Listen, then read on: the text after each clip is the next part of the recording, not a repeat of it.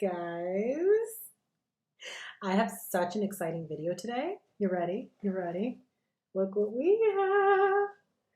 It's a Barnes& and Noble's haul. So, a few days ago, my wonderful, amazing, cute as can be husband came up to me and was like, you know what? I know you've been wanting to go for a walk. Also, please excuse the tears. I've been yawning a lot lately, and so this one eye has been watery. I apologize.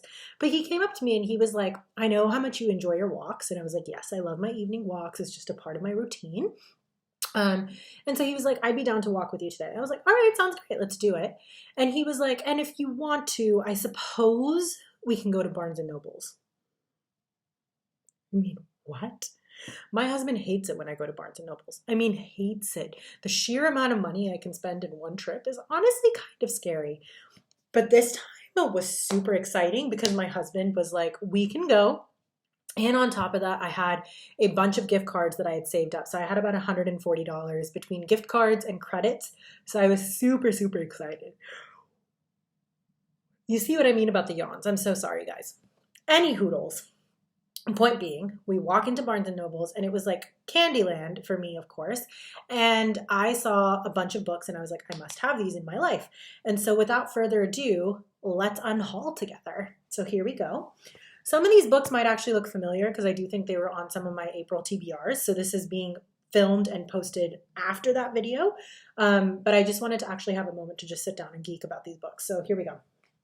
First and foremost, we have How I'll Kill You. Now this book just looks so, I mean, look at how cute that cover is.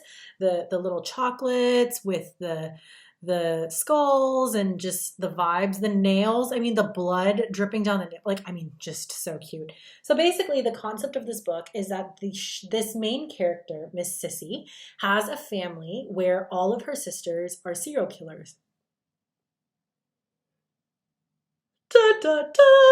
So because they're all serial killers, their vibe is to basically date a man, get him to fall for them, and then kill them. And now it's Sissy's turn. So Sissy meets this very sweet widower who she's gradually falling for. And her sisters are like, oh, great, that's awesome. We're so happy you fell for him. So when are you going to murder him? And she's developing feelings for him. So the storyline basically follows what's going to happen next. Is she going to continue to follow her heart and her love? Or is she going to commit the murder that everyone is waiting on her to do? Should it be fun? I think so. Is it going to be a 5-star? We'll see. But that was the first book I picked up. Next up, I found this book. Now, this is called The Fake Mate. It is a fake dating trope, but basically the concept is there's a main character called Mackenzie Carter, and she is essentially a physician. And she is in a position where everyone in her life is basically trying to get her to date and find someone and settle down. And she just wants to focus on her career and being this kick-ass doctor. And so she ends up finding this cardiologist, interventional cardiologist, who's also known to be just like total grump, you know, and she's very sunshiny. And essentially they decided that they are going to help each other out because he's also in a pickle where essentially the board believes that he has a relationship, and now there's this tip saying that let's kind of figure out if that's true. So with outdated stigma still surrounding unmated alphas, Noah has been careful to keep his designation under wraps. So basically, no one knows that he's single. So now that there's an anonymous tip saying that he might be single, he has to basically find someone to be his fake girlfriend. So why not pair up, right? And that's basically what the conceptual background of this book is. So Mackenzie is trying to get her grandmother and her family to back off, and Noah is basically trying to find someone to be his fake girlfriend so that his board and his colleagues don't judge him too harshly for being single. Now, I also have a soft spot for this book because I remember going through this phase of my life when I was just trying to get through residency, and everyone was like, we really want to see you happy and settle down. And so my mom was really hopeful that I'd find someone that I love and I care about. And obviously when you're in a stressful environment, the type of relationships you find yourself in can be comical at worst. And well, actually, I would say comical at baseline and then just sad at worst. And so the journey I went through when I was in medical school and residency and my dating experiences, this book just spoke to me. I was like, this sounds like an ideal book for me to sit upon, read, and laugh at. And now that I am very happily married, I always am rooting for a happy ending. And who doesn't love a fake dating trope with Sunshine Grump as well? So that's this book. This author, Lana Ferguson, also wrote The Nanny, which is also sitting on my shelf. And I saw that it had pretty decent reviews when I've seen people review that book. So very excited to jump into both of these. Next up, I have The Canadian Boyfriend. Now this is, I'm so sorry about the yawns, guys. I don't know where they're coming from. This is another fake dating trope. So in this girl is essentially a dancer, and she has struggled with panic attacks and such things, and she now teaches a kids dance classes. And she, at one point when she was younger, met a hockey player at the mall and found out he was from Canada, and basically uses him as her get free from jail card anytime she's in an awkward social situation. She's like, oh yeah, my boyfriend, of course I have when he lives in Canada. And so all of a sudden, like years later, when she's, dealing with her anxiety and teaching this class, in walks Mike Martin, the Canadian hockey player that she had met all those years ago, who she treated as her fake boyfriend. And basically that's where the trope picks up. And now they're starting to actually get to know each other and like each other, and she has to figure out how to tell him that she has been using him as her fake boyfriend for all these years. So I feel like it should be a fun, easy read, and also I just love the colors on this cover, just so, so beautiful. And I just feel like would really work for that ice hockey sports romance series that everyone's been going on about. I know it was really big last year. In fact, I am thinking about doing a video that's focused on that genre, because I have multiple books in that genre that I still need to read. So like Icebreaker, this book, etc. So if anyone wants to see a sports romance read and review, just let me know, because I am thinking about potentially doing that. Next up, I have a Tessa Bailey book. This is called Fangirl, Down by Tessa Bailey. And basically it's following Wells Whitaker, who was once golf's hottest rising star. But lately all he has to show is a killer hangover, a collection of broken clubs, and one remaining supporter. No matter how bad he plays, she's always there. So again, Grump Sunshine vibes. I am very excited to read this one too. I feel like Tessa Bailey is a great palate cleanser, and I feel like she does a good job of just doing a quick, easy-paced romance. I do find that many of her books can be very predictable, but I do feel like they're just so much fun to read. So I am very excited to jump into this and see where this lovely sports romance takes us.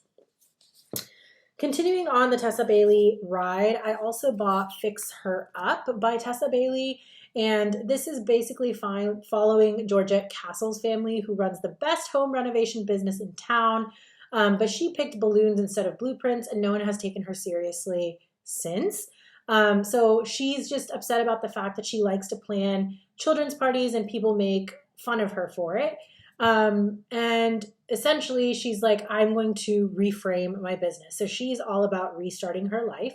Meanwhile, Travis Ford is a Major League Baseball rookie who has injured himself, and now his career may be over. So he's trying to flip houses and basically sell them. But then he ends up coming into contact with Georgie, who used to be his best friend's kid sister, who's all grown up now. And now they're going to be working together in order to land their dream job. So I think, again, very, very cute. I don't really know exactly what trope this would fall under. You guys let me know. But I am thinking probably like childhood to like lovers, because they do have history of like knowing each other since they were kids. But very curious to see where this book will take us to. But I'm sure whatever it is, it's going to be highly entertaining, and Tessa Bailey will deliver. I also ended up getting the hard copy version of It Happened One Summer. This was the very first Tessa Bailey book I ever read, and I remember getting into it thinking like, sounds very like, I don't know. I don't know if I'm going to enjoy it. And then I got into the book and I absolutely loved it. I loved the female protagonist. I loved the male. I loved Grumpy Sunshine. I loved the fact that she's a fashionista and a city girl just trying to make it work in this small town. And I love that he is a fisherman, the grumpiest of the fishermen. And like, it's just so beautiful to watch them bond and their hearts like meld into one. It was just a very cute love story. There is some spice in this book, which I feel like you can skip through those scenes if you want to. But just given how much I enjoyed the book back when I read it, like, yes, I did give it a 3 stars. And I'm not saying that like it's a book that I'm going to read over and over and over again. But it is one where when every time I look at the cover, it does give me like positive memories. So I was excited to pick this up and actually add it to my physical collection as well. Then I have these 3 books. Now, these 3 books I think are just absolutely gorgeous in terms of their colors, but basically it's Regency female lead character stories that are looking at female characters who kind of have a little bit of sketch to them too. So I'm just very excited to read this. The first one is called The Wisteria Society of Lady Scoundrels. So basically, this is about a woman who's living as a Victorian lady, but she's also a thief. So she has this like secondary job that she's doing as a thief. And Ned Lightbourne is a sometime assassin who is smitten with Cecilia from the moment they meet. Unfortunately, he's under direct orders to kill her. So basically, it's the story of how both the boss as well as Ned are now caught in this situation where they're trying to get Cecilia taken care of, who's the Victorian lady as well as the thief. And it's just basically following their story. And essentially, when Morvath imperils the Wisteria Society, Cecilia is forced to team up with her handsome would-be assassin to save the women who raised her. So I think this should be really, really fun to read and very entertaining. And I love the fact that it's a Regency romance novel. And also these covers are just so gorgeous. So I'm very much looking forward to jumping into this. And I will get back to you guys with a review once I finish it. Moving on in this series or this world, we have the second book, which is The League of Gentlewoman Witches. So I'll read the back to you guys. Miss Charlotte Pettifer belongs to a secret league of women skilled in the subtle arts. That is to say, although it was never be said, witchcraft. The Wiccan League strives to improve the world in small ways. Using magic, they tidy, correct, and manipulate according to their notions of what is proper, entirely unlike those reprobates in the Wisteria Society. When the long-lost amulet of Black Beryl is discovered, it is up to Charlotte, as the future leader of the League, to make sure the powerful talisman does not fall into the wrong hands. Therefore, it is most unfortunate when she crosses paths with Alex O'Reilly, a pirate who is no Mr. Darcy. With all the world scrambling after the amulet, Alex and Charlotte join forces to steal it together. If only they could keep their pickpocketing hands to themselves. If Alex is not careful, he might just steal something else, such as Charlotte's heart. So basically, enemies to lover tropes is what I'm getting from this. And again, just love the cover, love the setting. And even though it's only been like a page or 2 that I read in each of these to decide if I wanted to read them or not, I liked the author's writing style. So I am excited to jump into this.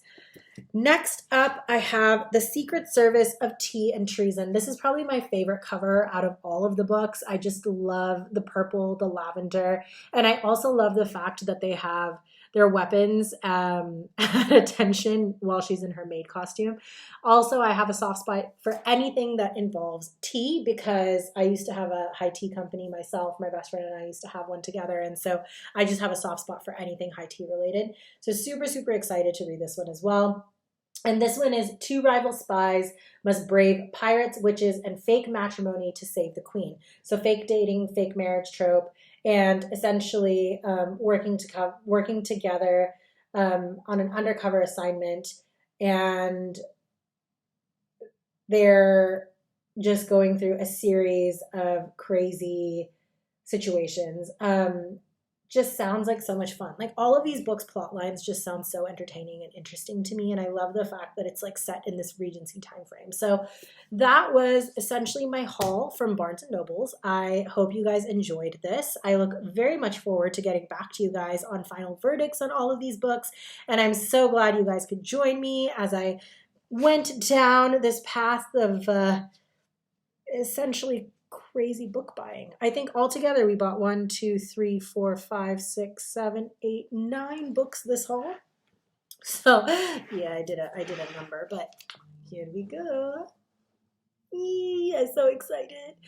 All right, thank you so much for watching, guys, and I will catch up with you on the next one. Bye.